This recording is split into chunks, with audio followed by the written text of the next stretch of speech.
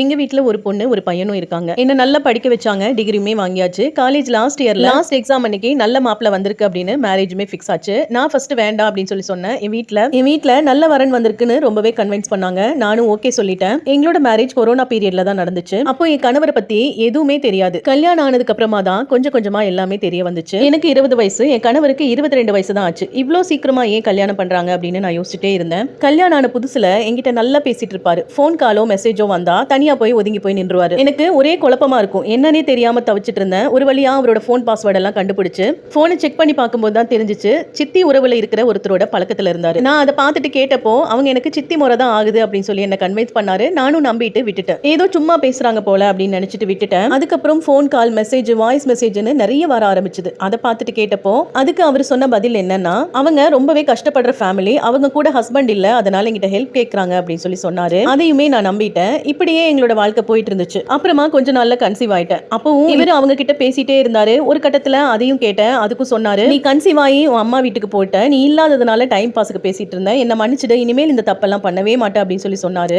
அதையும் நம்பினேன். கொஞ்ச நாள்ல குழந்தையும் பிறந்துருச்சு. குழந்தை பிறந்து 5 மாசத்துல மாமியார் வீட்டுக்கு வந்தேன். திருப்பியும் என்னோட அம்மாக்கு கால் உடைஞ்சிருச்சுன்னு சொல்லிட்டு 2 மாசம் போய் அம்மா வீட்டுல இருந்தேன். அதுக்கப்புறம் வந்து பார்க்கும்போது தான் பேரிடி என் தலையில விழுந்துச்சு. என்கிட்ட பேசினதுக்கு அப்புறமா அந்த பொண்ணு கிட்ட ரொம்ப நேரம் பேசிட்டு இருந்திருக்காரு. என்கிட்ட பேசி கால் கட் பண்ண அடுத்த நிமிஷம் உடனே அவகிட்ட ரொம்ப நேரம் பேசிட்டு இருந்திருக்காரு. இது எல்லாத்தையும் நான் செக் பண்ணி பார்த்தேன். ஒரு கட்டத்துல இதுக்கு மேல பொறுக்க முடியாது அப்படின்னு ரொம்பவே பெரிய சண்டை போட்டேன். அப்போ என்னோட குழந்தைக்கு 5 மாசம். அப்பவும் ஒண்ணுமே இல்ல, சும்மா தான் பேசிட்டு இருக்கோம் அப்படின்னு சொல்லி சொன்னாரு. ஒரு கட்டத்துல என்னோட குழந்தை மேல சத்தியம் பண்ண சொல்லி கேட்டப்பதான் உண்மையை சொன்னாரு. நானும் அவங்களும் ரொம்ப வருஷமா ரிலேஷன்ஷிப்ல இருந்தோம் அப்படின்னு. கல்யாணத்துக்கு முன்னாடியே 2 பேருமே கணவன் மனைவியா வாழ்ந்திருக்காங்க. அப்போ எனக்கு தெரிய வந்துச்சு. அப்போ இந்த விஷயத்தை கேட்டு என் மனசு ரொம்பவே பாதிச்சிருச்சு. 2020ல எனக்கு கல்யாணம் ஆச்சு. இப்போ 2025. இதுக்கிடையில 1.5 வருஷம் வாழ்க்கை தான் எங்களோட வாழ்க்கை நல்லா இருந்துச்சு. அதுக்கு மேல ரொம்பவே நரகமான ஒரு வாழ்க்கை. என் குழந்தை மேல சத்தியம் பண்ணி கொடுத்ததுக்கு அப்புறம் இப்ப கரெக்டா தான் இருக்காரு. ஆனாலும் என்னால நம்ப முடியல. சண்டை வரும்போதெல்லாம் சொல்லுவேன், நீ என்ன 2வது தான கல்யாணம் பண்ணிக்கிட்ட அப்படின்னு நான் சொல்லுவேன். அப்போ அவரு அழுதுட்டே சொல்லுவாரு, அறியாத வயசுல தெரியாம பண்ணின தவறு, அதை பத்தி பேசாதேன்னு சொல்லுவாரு.